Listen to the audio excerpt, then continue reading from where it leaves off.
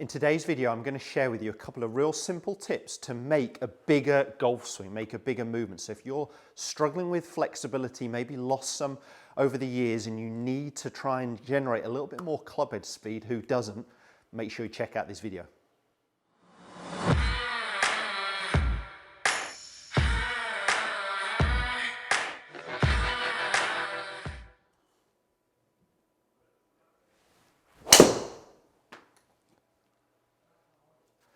Pretty straight ball flight again, just a little soft draw, which should...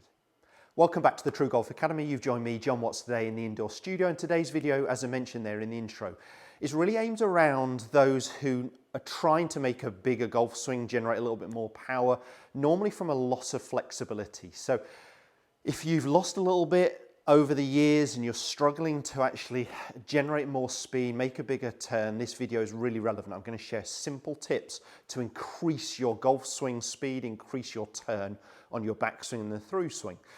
If you do find this video helpful, make sure you hit the thumbs up, share it with as many golfers as you can, and please do consider subscribing, at least 2 instructional videos a week. Just hit the little bell icon as well, and it notifies you every time a new video goes live. So I'm going to be talking today with the driver. This would still be relevant with other golf clubs, but when we're talking about power, speed, leaks, we're generally talking about off the tee. So if you're someone, as I said, who's looking for that little bit more, maybe not now completing your shoulder turn, these couple of tips are really going to help you. And you may just use 1 or 2 of them. I'm going to mention sort of 4 or 5. You can handpick what you like out of this. I'm not saying you have to do all of it. And none of this is actually going to be technical stuff. It's things we can change in our setup, really. So, as I said, focusing around those golfers perhaps aren't completing a shoulder turn, aren't getting, their arms quite as high as they used to, are losing a little bit or leaking a little bit of speed. There's a couple of things we can do. One is making sure we flare out our feet, okay? So for the backswing, if I flare out my trail foot here, so making sure instead of it pointing straight, if I just turn it out slightly, that's going to help me turn my hips a little bit more on the backswing. And if I flare my lead foot closest to the target out towards the target, it's going to allow my lead hip to turn more on the way through. So it's really going to help my rotation. I tend to find a lot of people start with their feet too straight. I would like you to flare them out by closer to 30 degrees. Now, you might feel a bit like Donald Duck doing that if you are someone who started very straight, but it's really going to help you increase your coil, increase your turn on the way back and on the way through. If you're struggling, again, completing that full turn in the backswing, another thing you can do at setup is just drop your trail foot back a little bit. That is closing your stance. So effectively turning your body to point a little bit more, for me as a right-handed golfer, to the right of the target. That's going to almost allow this hip to turn open more. Now, if my hip turns open more, I can turn my shoulders more. I can get my arms further away from the golf ball. I've got more time to increase speed at impact. So more hip turn, more shoulder turn, arms further away from the golf ball, effectively that longer, that bigger golf swing that we're looking for, okay? So there are a couple of simple tips: flaring the toes out at setup, dropping that foot back a little bit. Another one you may consider doing, and this would take a little bit more practice if you're not used to it, would be actually allowing your lead heel to rise off the floor a little bit in the backswing. Now, a lot of golfers worry about they're going to gain height, but what actually happens is we may gain a little bit of height as that heel lifts in the backswing. We don't necessarily have to. I've seen golfers lift and maintain very well their spine angle, but if we lift and gain a little bit of height, that's fine as long as when we replant that lead heel on the downswing, we're going back to where we were. It's allowing me, again, to make a bigger turn on the backswing, and it's also allowing me to shift my pressure into my trail side on the backswing. So lifting my lead heel, shifting that pressure into my trail foot, and again, allowing a bigger movement. As I said, it would take a little bit more getting used to if it's something you haven't done before. Whereas the other two are just simple setup changes that I don't think would take any time. They might feel weird, the flaring the toe out, but it shouldn't really take any time to get used to. So on this one, I've flared my toes out, okay? I could drop this back. Maybe I'm not going to do all those 3 things at the same time, but what I'm going to do on this one is allow my lead heel to rise on the backswing. You can see by doing that, again, it's easier to turn my hips. it's then easier to turn my shoulders, it's easier to get my arms a little bit further away from the golf ball.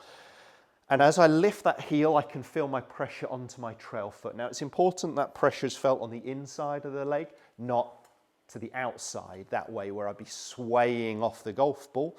And the other important thing, and you'll find you start to do this naturally, is as we start a downswing, we are replanting that foot. Another big power source. Get that pressure to that lead side on the downswing, and we're going to generate some speed, going to generate some power. So feet are flared out. This one I'm going to allow that lead heel to rise.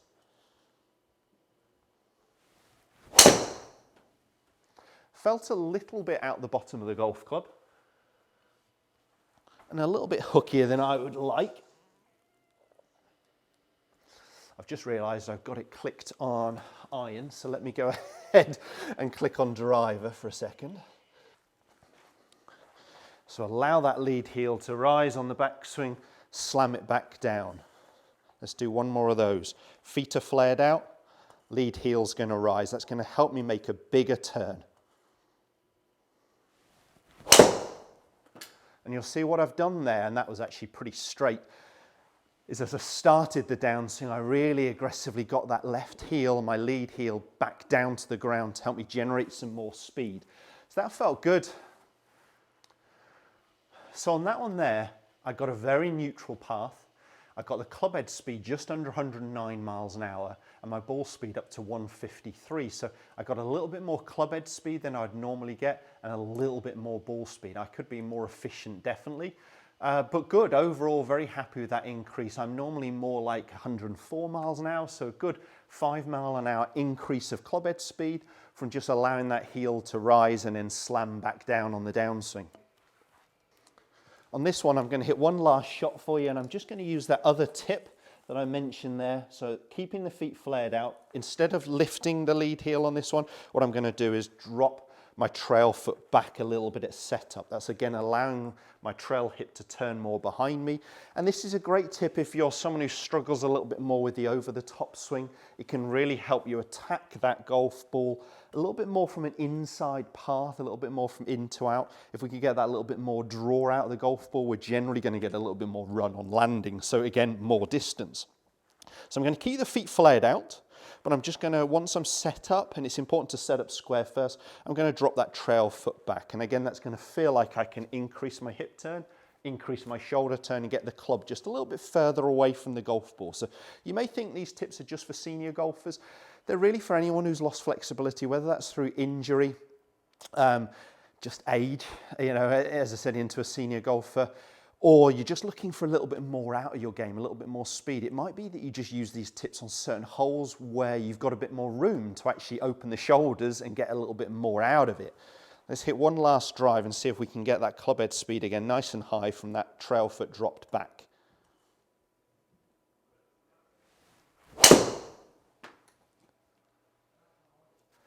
Pretty straight ball flight again, just a little soft draw, which should normally indicate that I've got that from an in to out path. Be interesting just to quickly see the numbers on that one. My last swing path was pretty neutral. It wasn't far off a zero swing path. So I got that one. I think the last one was 0.8 out to in. That was 0.9 in to out. So a change of sort of 2 degrees in that path by dropping that trail foot back a little bit. So I got decent clubhead speed again, not a perfect strike, but I got that clubhead speed up to 107.5 miles an hour. So again, an increase of speed for me just by doing this couple of simple things. Flare the feet out. You could try dropping that trail foot back to allow more hip turn, or you could try allowing that lead heel to rise. They're all going to help us generate more hip turn, more shoulder turn, and therefore more speed. Make sure you share this with anyone who needs that little bit of increase of club head speed. It might seem cheeky, but hopefully I'll thank you a little bit further down the line. As I mentioned at the start as well, if you can hit the thumbs up and do subscribe if you haven't already.